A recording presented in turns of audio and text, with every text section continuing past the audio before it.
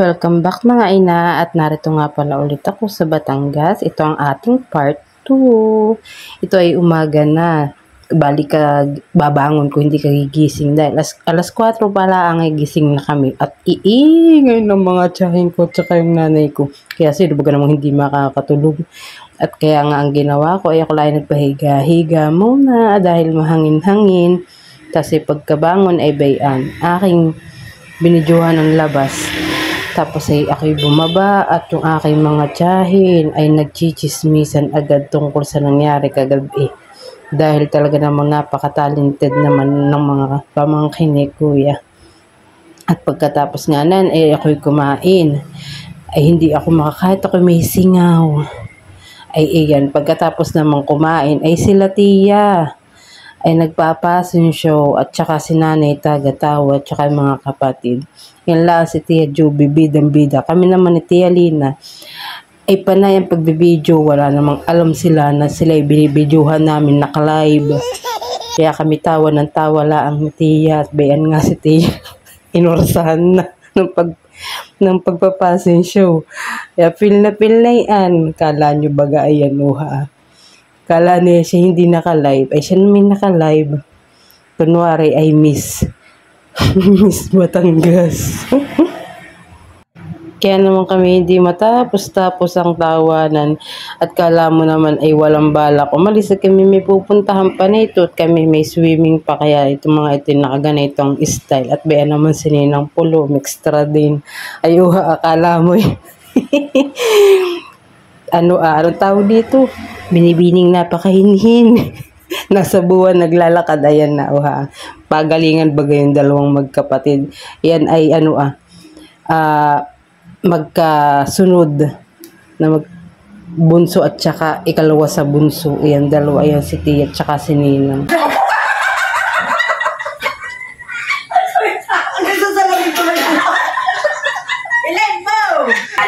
Wait muna. May take two. Okay, wait muna, wait. Oh. 1, 2, 3, the first runner-up. Ay, mamaya at Tia. Ay, zoom.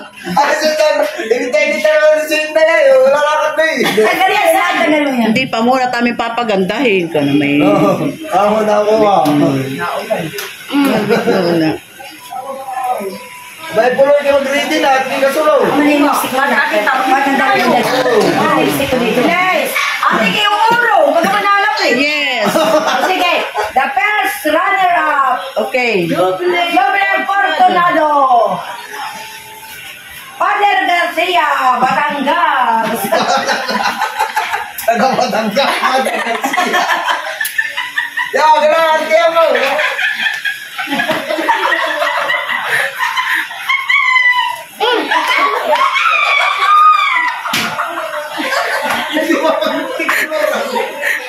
Ako si Jovel Fortunado, taga-Barangay Libo, Impanta, Quezon.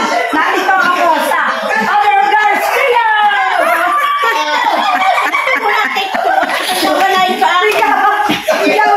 Sino magpapalit? Ito muna natin sa kanya. Nawito ko na lang.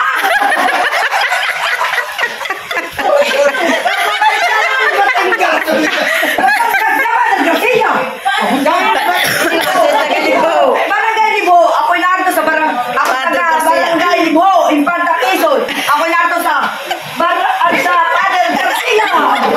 Ano dito? Sige, bago.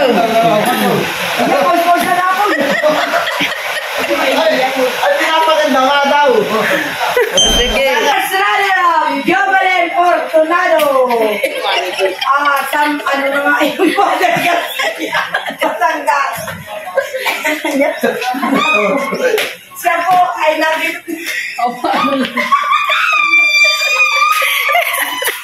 Ako si Jovel Fortunado, taga-Barangay Libo, Infanta, Quezon. Narito kami sa Father Garcia. Batangas. Kasi alam na yun. Ikaw, gusto mo?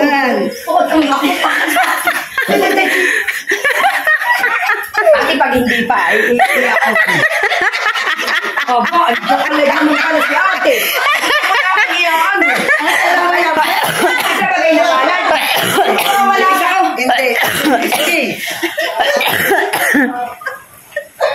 Dapat hindi mo ko, dapat ilagay mo yung sentiment nila yung una. Hindi. Oo, yung tama-tama. Kaya ikukan iyon na, i-real tayo. Kaya ako naggana yung malay mo. Babagal naman ito ah. Abi tayo yung munda. Ako ay nagkakalitan yun. Iba mo nagtatapin yung salamin. Ano yung makeup ni Tia? Nagtatapin mula din lipstick. Lipstick pati. Ayaw ng supriro.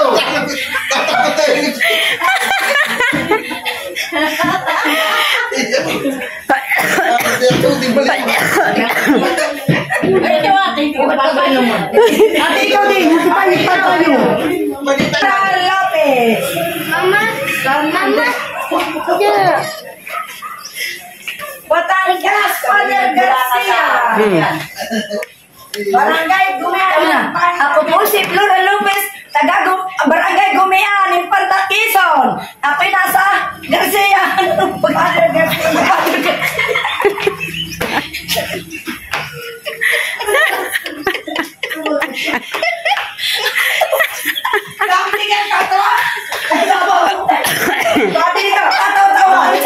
At pagkatapos nga mag-fashion show ng magkapatid, ay pwede na iwan kami dahil sila ay nauna papunta sa swimming pool. Tapos ay iba dito mga pamangking ko tsaka si ate kami na iwan.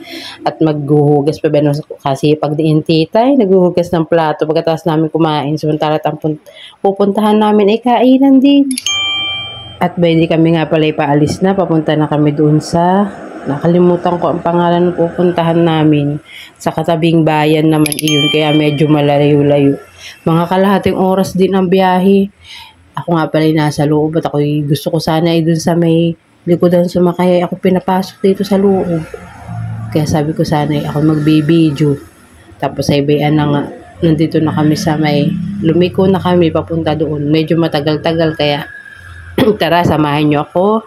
At ito nga, halos 30 minutes ay narito na kami sa venue. Nandito, ito ay maganda tong swimming pool na ito dahil 3,000 laang ay kahit ilang kayo ay pwede na solong-solo nyo na yung pinakang private resort.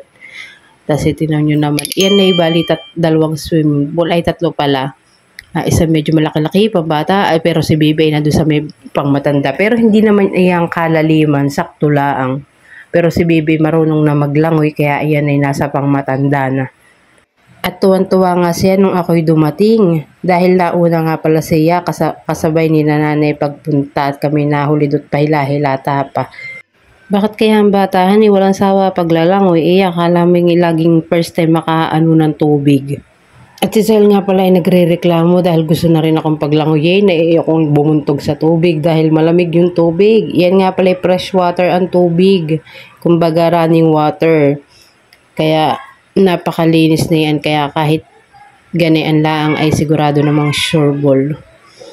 Ayan, si Sel ay gusto akong paglangoyin na nga agad. Ako nilalamig at sobrang ang lamig ng tubig. Di ko alam kung saan galing ang tubig. Kung irrigation bagawaan. Kaya sabi ko siya maglangoy muna kahit siya langoy aso uha. Nakakatawa maglangoy. Langoy aso. Pero at least marunong na siya maglangoy. Ikaw baga naman laking pakat ay. Tuwan-tuwa nga yan si Bibi. Pero alam ko hindi niya yan first time pagpunta diyan sa Batangas. Kung ako lang talaga ang first time na nakapunta rito sa Batangas at nakagala pa. Kumbaga naka-absent pa para dito. At si Bibi tuwan-tuwa nung ako'y dumating. At ang mga bata nga pala ay naglaro ba yan? Ipapakita ko sa inyo kung sino yung mga batang tinutukoy ko. At naghahantingan at ay magsipaglangoy pa. At yung iba'y naglalangoy, sila ayaw pang mababasa. Kaya tinan nyo kung anong gagawin ni Tia. At babasain sila nanay at saka si Tia. Nagtataguan, nagbabasaan. Parang nabalik sa pagkabata ang magkakapatid. Magaling pala magtatago pati yung dalawa. Hindi namin makikita ni Tia. Hinahanap-hanap namin ni Tia kung nasasaan na. At di nga namin mahanap. Kagaling parang mga palos. Yan, bumalik si Tia. At pupuntahan ulit sa CR. Tulado sa pambabae ay lukot. Narito pala sa panlalaki. Biglang lumabas. Doon na nagbasaan sa loob ng CR. At tawa pa ng tawa. Ha. Bumalik sa pagkabata mga nanay-nanay namin. Tapos nagpaiwan ako at nakita ko yung malawak pala itong gilid. Nung namin pinaglalangoyan. Kalawak. Napakagandahan eh. Sobrang kainitan nga pala na ito. Anong ako'y pumunta ay mga April pala. Napakaganda pala dito.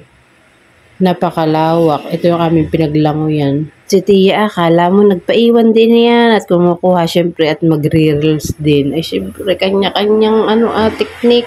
At ito nga pala tong aso ay napakalaki. Pero buti na lahat siya mabait. Hindi naligo din niyan. Kala ninyo, naligo din. At ako nga pala ay naligo na din. Dahil si Sile ayaw mamamayagan na hindi ako maliligo. Kaya ako naligo na din. Tinatawag ko yung aso. Ayaw naman lumapit sa akin. At napakalamig nga ng tubig. Pero si Sile hindi nilalamig. Ako na may lamig na lamig. Ayan puro mga bata ang kasama namin. At yung mga ibang matatanda ay na doon sa pangbata naglalangoy. Baligtad. At bandang hapon na nga rin pala na ito. Kaya kami ay nagpasya na rin umuwi.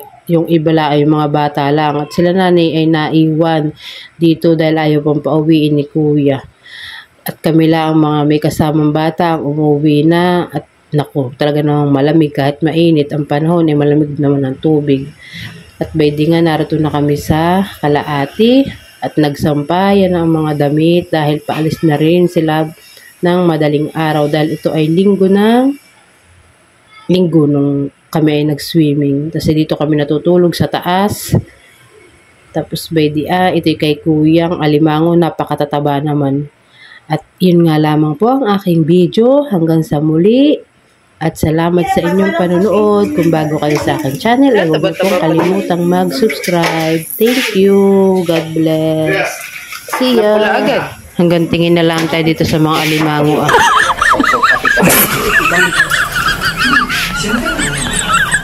Tulog ba TV? Ay, nabungaw yung isa.